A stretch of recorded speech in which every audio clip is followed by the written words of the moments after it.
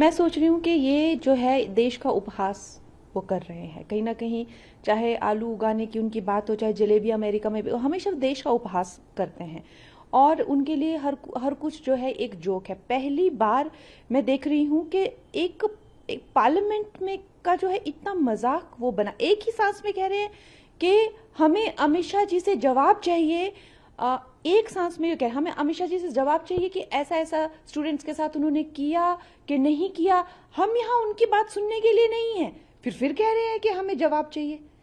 ये किस तरह का मजाक ये देश के साथ हो रहा है? मतलब उन्हें कोई लाज, कोई शर्म नहीं रही है। और पूरी दुनिया देख रही है और ये सोच रही है ये किस तरह का पर्सन है जो एक ही सांस में कह रहा है कि अमित शाह मुझे तुमसे जवाब चाहिए कि क्या जो भी उनके क्वेश्चंस हैं कि गोली चली थी क्या, आंखें फूटी थी या जो भी है, लेकिन मैं यहाँ तुम्हारी बकवास सुनने के लिए नहीं हूं। Why should I listen to you? अरे आप जवाब मांग रहे हैं, फिर आप कह रहे हैं why should I listen to you.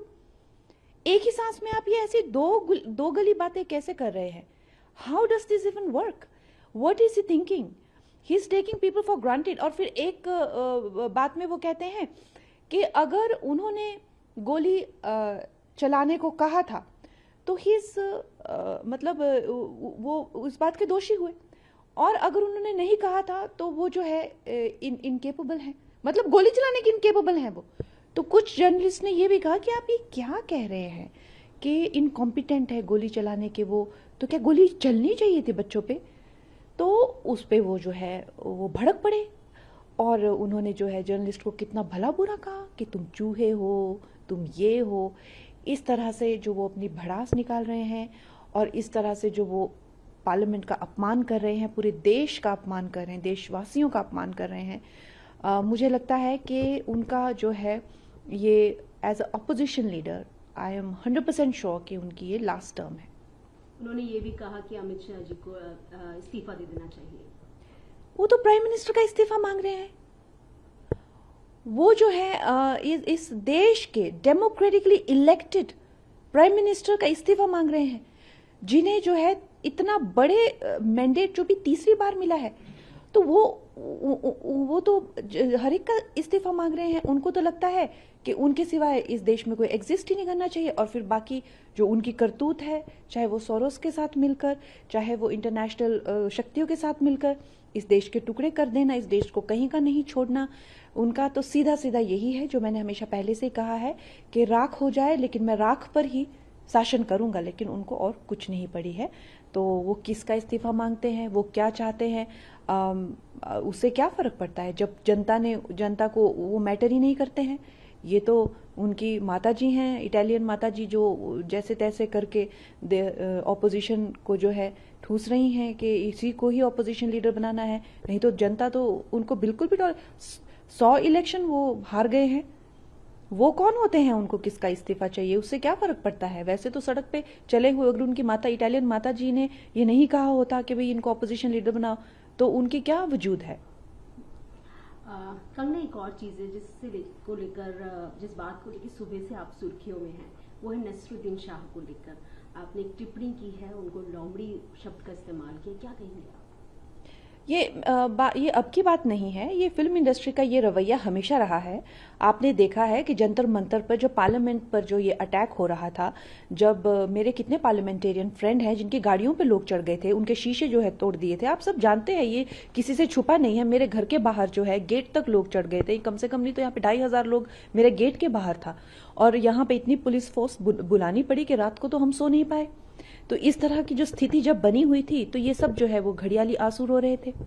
लेकिन अब जब झारखंड में इस तरह का बच्चों पे जो है जुल्म हो रहे हैं, तो क्या वो जेंजी नहीं है जो देश के खिलाफ जो हो जाए, या जो प्रधानमंत्री जी को गालियां दे? प्रधानमंत्री जी के घर तक ये पहुंच गए और वहां पर इन लोगों ने जो है क्या करने की इनकी नीयत थी। तो जो देश को गाली दे, जो प्रधानमंत्री जी को गाली दे, जो इस देश के टुकड़े करने का, क्या वही जेंजी है? और कोई जेंजी नहीं है। हम खुद युवा हैं, हम खुद नारी हैं, हमें जो है युवा विरोधी बना दिया है। हम क्यों युवा विरोधी बनेंगे? हम तो खुद युवा है, खुद वर्किंग वुमेन है, खुद करियर वुमेन है, खुद एक ऐसे छोटे मुकाम से उठकर ऊपर आए हैं। हम क्यों बने? हमें बना दिया है युवा विरोधी। ऐसा नहीं होता है। ये दोगलापन फिल्म इंडस्ट्री का भी नहीं चलेगा। फिल्म इंडस्ट्री के लोग जो घड़ियाली आंसू जंतर मंतर के लिए बहा रहे थे, वो सेम आंसू इनको अब ये बच्चों के लिए भी झारखंड में भी बहाने चाहिए, उनकी भी तो दुविधा है। तो मैंने उनको इसीलिए कहा क्योंकि उन्होंने इतना गंदा एक वीडियो बनाया था जिसमें जो है वो इस तरह की धमकियां दे रहे थे, इस तरह की जो बातें जो है, जो सर्वोच्च हमारे जो रिप्रेजेंटेटिव हैं पूरे दुनिया से, जिनको प्रधानमंत्री जी को इतने बड़े बड़े अवार्ड्स मिलते हैं, और नहीं तो उन्हें उतनी तो डेमोक्रेसी की गरिमा रखनी चाहिए कि एक इलेक्टेड वो हमारे संविधान के हिसाब से हमें उनका सम्मान करना चाहिए। जैसे हमारे राष्ट्रपति प्रथम नागरिक होते हैं, उसके प्रधानमंत्री जी जो है हमारे लीडर होते हैं पूरे देश के। तो क्या इतनी कोई भी उठकर जो है इतनी गंदी गंदी, इतनी भद्दी भद्दी बातें और धमकाना, देश से निकल जाओ, तुम्हें जला देंगे, तुम्हें मार देंगे, ये क्या कोई आपको लगता है क्या ये सभ्य बातें हैं? और जब देखो जो चाहे उनकी फिल्में हो, चाहे उनकी बातें हो, चाहे उनके इंटरव्यूज हो, ये पाकिस्तान की प्रेम कथा कब खत्म होगी? जब देखो पाकिस्तान के प्रेम में ये मरे रहते हैं। आई वांट टू नो कि अब पार्टीशन को भी इतने साल हो गए हैं, तो ये लव स्टोरी खत्म क्यों नहीं हो रही है? जब इतने ज्यादा, चाहे वो पहलगाम अटैक हो, चाहे वो हमने ऑपरेशन सिंदूर किया हो, देश कहीं और जा रहा है, सेनाएं कहीं और जा रही है, नागरिकों का कहीं कुछ और जो है संघर्ष है पड़ोसी देशों को लेकर। ये बॉलीवुड की लव स्टोरी पाकिस्तान के साथ खत्म कब होगी? तो they are answerable for this. साथ में कंगना, पिछली बार आपने एक शब्द का इस्तेमाल किया था जेनजीज के लिए, गटर शब्द का, लेकिन बाद में आपने यू टर्न लिया और उनको कहा कि वो देश की स्ट्रेंथ है। जी देखिए, जो लोग खुद को कॉकरोच बोलते हैं, तो अगर हम कहें कि कॉकरोच तो गटर से निकलता है, तो इसमें क्या बुराई है? तो मैं ये कहना चाहती हूँ कि जो लोग खुद को कॉकरोच कहते हैं, तो हम तो साधारण यही कह रहे हैं कि भाई गटर आपका घर है, तो अब आपको इससे क्यों दुख हो रहा है? लेकिन जो लोग खुद को कॉकरोच नहीं कहते हैं और उनको कॉकरोच से कुछ लेना देना, मैं तो नहीं मानती कि मैं कॉकरोच हूं, मैं नहीं मानती मैं कॉकरोच हूं। जो लोग नहीं मानते, तो मुझे कोई कहेगा कि मैं गटर में रहती हूँ तो मैं मना करूंगी नहीं, लेकिन जो कहते हैं कि मैं कॉकरोच हूं तो वो गटर में ही रहेगा और क्या, तो उस तरह की उनकी मानसिकता होगी। लेकिन ये कह देना कि जी मैंने सबको कहा, सब युवाओं को कहा, ऐसा नहीं होता है। सब, अगर कुछ युवा ड्रग्स करते हैं और हम ये कहें कि नहीं, कुछ युवाओं ने जो है वो आजकल जो है ये एक इस तरह से एक रीत चली हुई है कि ड्रग्स की या किसी और तरीके की बैटिंग की, जुआ की, या किसी और तरह की ऑनलाइन के जो एडिक्शन हो जाती है, ब्लैक वेब की, अगर हम किसी युवा वर्ग को संबोधित करें तो इसका मतलब ये थोड़ा ना है कि सब, बताइए मेरा ऐसा कहाँ मैंने लिखा है कि सब युवा गटर है? मैंने स्पेसिफिकली सम पीपल या सम वुमेन, ये मैंने स्पेसिफिकली लिखा हुआ है।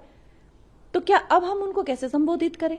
अगर हमें किसी को दिखाना कि कुछ युवा जो है, तो हम यही कहेंगे some youth are doing drugs these days, इसी तरह से हम उस वाकयात को शुरू करेंगे। तो इस तरह से दिखाना कि जी हमने सारे ही युवाओं को उसमें इंक्लूड, सारे तो कहीं भी कुछ किसी भी चीज के लिए इंक्लूड नहीं हो सकते हैं, ना अच्छाई में ना बुराई में।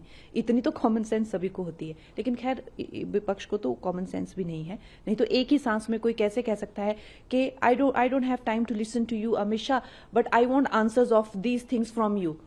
हाँ तो भाई आइए अंदर पार्लियामेंट में ये सब प्रश्न अपने रखिए, जो आप पूछ रहे हैं वो सब प्रश्न पार्लियामेंट में रखिए। आप क्या चाहते हैं कि अमित शाह जी आपको पार्लियामेंट के आंगन में आकर 1-to-1 जवाब दे? क्या मतलब?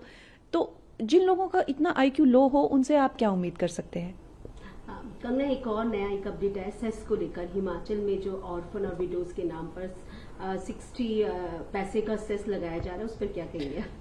हिमाचल की जो दुर्दशा है वो किसी से नहीं छुपी है। हिमाचल में जो है बहुत बुरा हाल है और आए दिन हर एक तरह के टैक्स जो है वहाँ पर लगा के जो लोगों की जो है दुर्गति कर रहे हैं।